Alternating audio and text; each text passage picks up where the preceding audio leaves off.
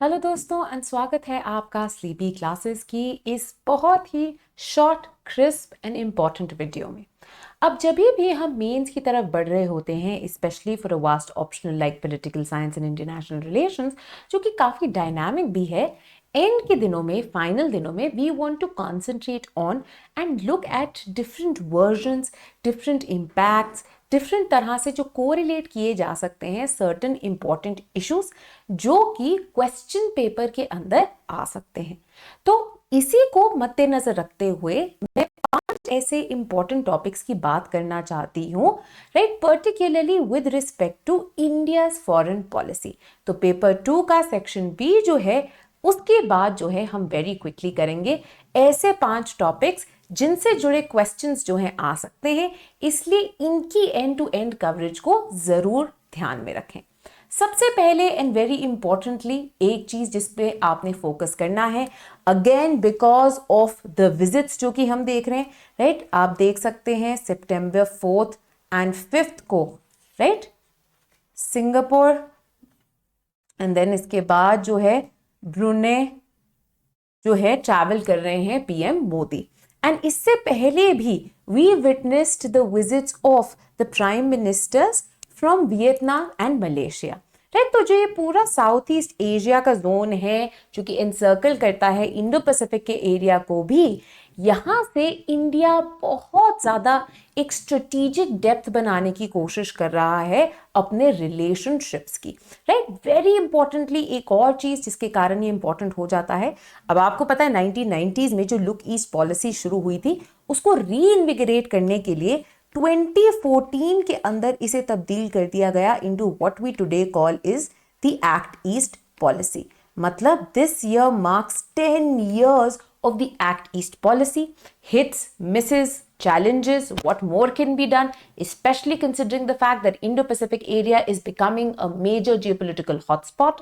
South China Sea के अंदर major disputes चल रही हैं, India जो है increasingly collaborate कर रहा है now with Southeast Asian countries, including countries like Philippines, Vietnam, जिनके मेजर डिस्प्यूट्स हैं इस एरिया के अंदर, राइट। सो इन चीजों को मद्देनजर रखना, राइट। सबसे पहले आपकी act east policy, ASEAN given the flurry of visits, and very importantly जैसे कि लास्ट ईयर भी जो कि चीज हुई थी, बिकॉज जब आसियान का समिट हुआ था, राइट, 2023 का जो आसियान का समिट हुआ था, उस समिट के अंदर वेरी इंपॉर्टेंटली एक चीज जो कि हाईलाइट की थी इंडिया ने was a 12 point approach, right. उन्होंने बात की थी कि किस तरह से हम और डीपन कर सकते हैं, तो हम ये 12 स्फेयर्स है जिनके ऊपर जो है काम करने की कोशिश करेंगे, राइट। तो ये एक इंपॉर्टेंट चीज है जो कि आपने याद रखनी है, एक इंपॉर्टेंट टॉपिक है जो कि आपने कवर करना है।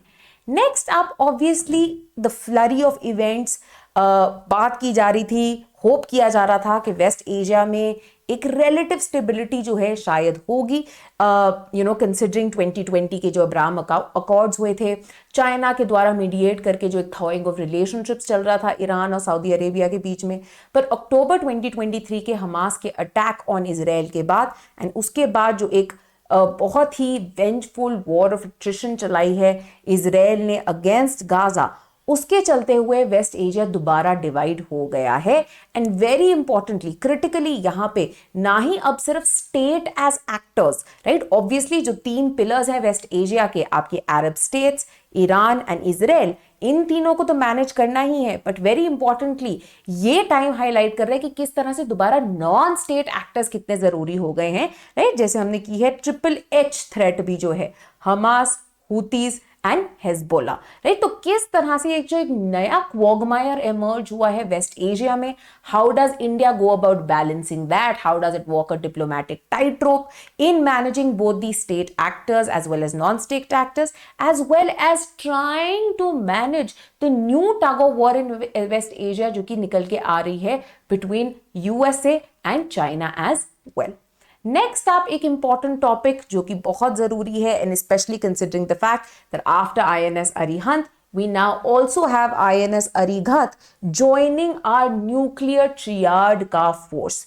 तो जब हम बात करते हैं इंडिया की न्यूक्लियर डॉक्ट्रीन की, इंडिया की न्यूक्लियर पॉलिसी की, while adhering to things like no first use, right, minimum deterrence maintain करना, right. But at the same time हमने एक चीज जिस पे फोकस किया है is massive retaliation and developing second strike capability. And इसी को मद्देनजर रखते हुए इंडिया ने काम किया है अपने न्यूक्लियर ट्रियाड पे भी, to have nuclear capabilities from land, sea and air. And इसी के चलते हुए ग्लोबल न्यूक्लियर ऑर्डर में भी जितना फ्लक्स आ रहा है, not just in terms of horizontal proliferation के कारण तो इश्यूज हैं ही हैं, we see North Korea becoming more and more belligerent, but very importantly vertical proliferation के जो regimes थे उनके ऊपर काम करने की अब जरूरत हो रही है, because geopolitical world order is in flux। एक लौती न्यू स्टार्ट ट्रीटी जो है बचती है इंडिया एंड रशिया के बीच में, which is due to expire in 2026, almost suspended ही वो चल रही है। उसके ऊपर से China which is the up and growing power massively अपने न्यूक्लियर आर्सेनल को जो है ये और बड़ा करना चाहता है, right. And there is no formal treaty जो कि किसी तरह से आर्म्स लिमिटेशन मैंडेट कर सके चाइना पे। तो इसी को मद्देनजर रखते हुए किस तरह से global nuclear order is in flux and how does India adapt and adjust to this and how does India's nuclear doctrine fit in this entire paradigm, that is an important topic that you must cover. Then obviously Africa के साथ, right, आप देखेंगे कि एक favourite topic, एक बहुत ही stable जिसके ऊपर क्वेश्चन आता है इज इंडिया के ड्राइवर्स, इंडिया का रिलेशनशिप अफ्रीका के साथ। एंड अब जो है ये ऑब्वियसली रिलेशनशिप और ज्यादा क्रिटिकल हो गया है, specially in the aftermath of the African union becoming a part of the G20 under India's presidency, right. तो अफ्रीका के साथ क्या main drivers of the relationship है, किस तरह से ये जो नई हम बोलते हैं ग्रेट गेम शुरू हो गई है अफ्रीका में for influence by numerous super powers. US तो था ही था, बट चाइना जिस तरह से BRI के अंदर इनको इनग्रेन करना चाहता है, इंडिया के साथ साथ जापान किस तरह से अब दोबारा वू कर रहा है अफ्रीका को। तो अफ्रीका के पास कोई डर्थ ऑफ फ्रेंड्स नहीं है, but it wants to look for जो स्टेबल ऑल वेदर फ्रेंड्स है उनको। एंड कितनी हद तक इंडिया की जो application of soft and smart power है is going to work in Africa, क्या कुछ चैलेंजेस है जिनके ऊपर काम करने की जरूरत है इंडिया को, इन सारी चीजों को हमने कवर करना है very importantly.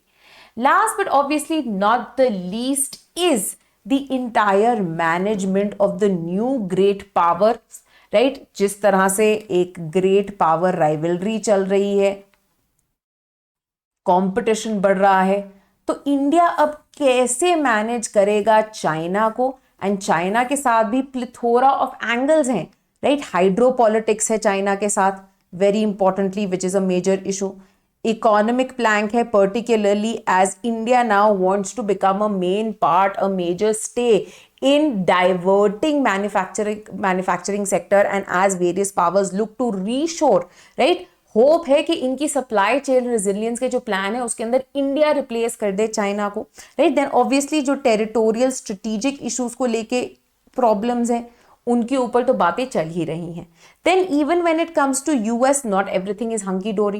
While we are finding new and new ways and avenues to collaborate, and increasingly it is in interest of both the countries. But the problem remains कि US को bogeyman हम अभी भी बनाते हैं, right? कि when it comes to interference in certain issues, right? ये बोल देना कि अच्छा farmers relations हो गए या कुछ और मुद्दा हो गया, वहाँ पे US की interference आ रही है।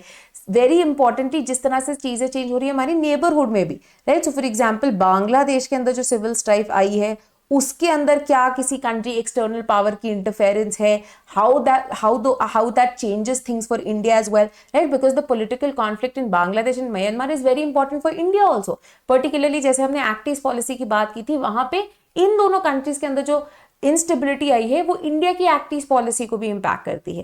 एंड देन ऑब्वियसली रशिया के साथ हम किस तरह से इंगेज करेंगे, राइट। तो इन तीनों पावर्स को किस तरह से मैनेज करना है, किस तरह से जो है नए नए एक डायडिक रिलेशनशिप्स बनते जा रहे हैं कि कभी कभी कभी कभी we want to partner with Russia, especially अगर हम एनर्जी कोलैबोरेशन की बात करते हैं, to a certain extent defence collaboration अभी भी चल रही है। देन इशू बेस्ड अलाइनमेंट की जब बात आती है तो on particular issues Indo Pacific में जब हम बात करते हैं I2U2 की वेस्ट एशिया में, तब हम अलाइन कर जाते हैं यूएस के साथ। तो किस तरह से इंडिया अपनी स्ट्रेटेजिक ऑटोनॉमी को अप्लाई करके बैलेंस करेगा इन रिलेशंस को with various great powers, that is a very critical topic जो कि आपने कवर करना है।